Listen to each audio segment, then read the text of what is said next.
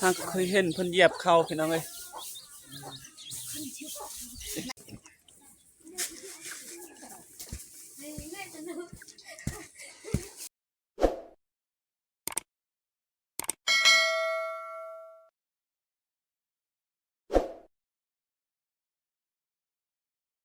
สวัสดีครับทุกคนพ่อแม่พี่น้องมื้อนี้ก็เฮาก็อยู่บ้านคือเก่าบรรยากาศยามแลงเฮาก็มื้อนี้สิมา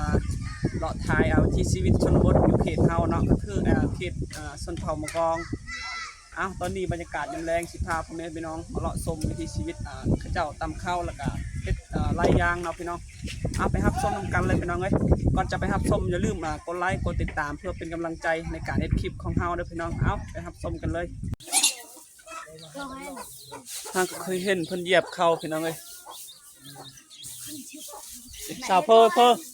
นี่นะเพอจะรู้แอนวะก่อนกระเปรี้ยหรอ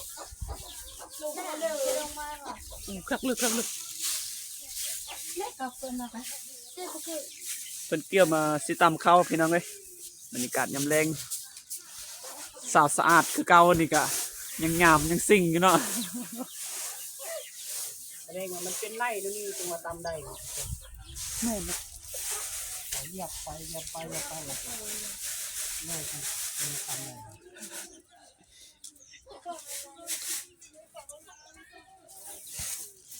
ด้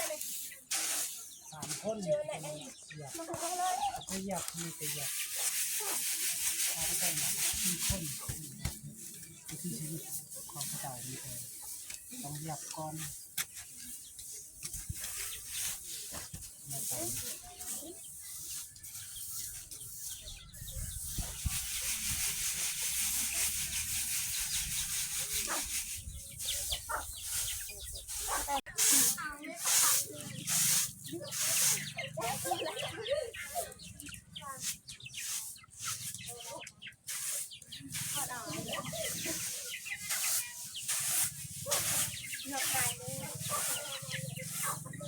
เป็นผัดเขาพี่น้องเลย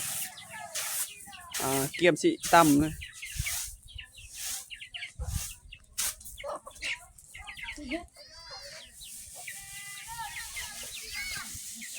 ต่ำกันต่ำเลยว่าได้บ่คือเอาออกตัวนี้เนาะ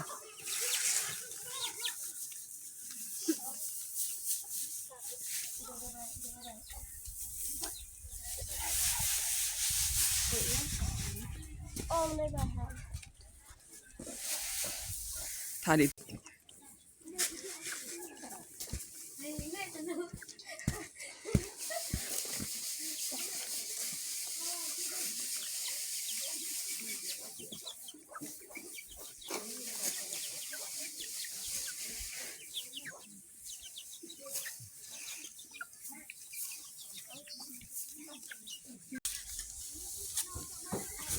ตามแล้วก็พัดอีกเนาะ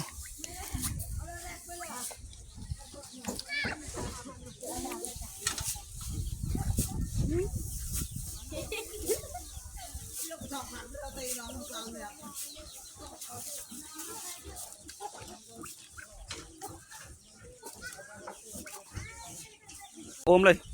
อย่ายกจังเลยน้องสาวสะอาดเพิ่นผัดข้าวหลังจากตำข้าวแล้วเพิ่นก็ผัดข้าวอีก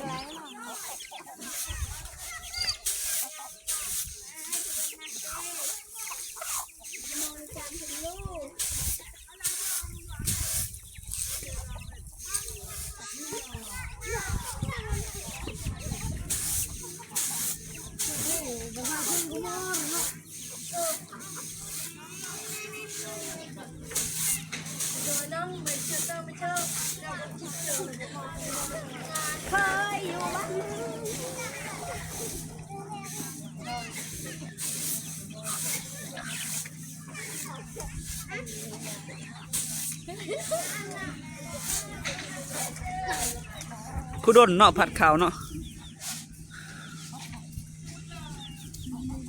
จากผัดข้าวแล้วกะเพิ่นกะสิตำอีกเนาะเพื่อให้มันออกเปลือกมันต้องใส่เวลาใส่หลายวิธีหลายขั้นตอนเพื่อสิได้เข้ากินนี่กะบ่แม่นง่ายเด้อพี่น้องเอ้ย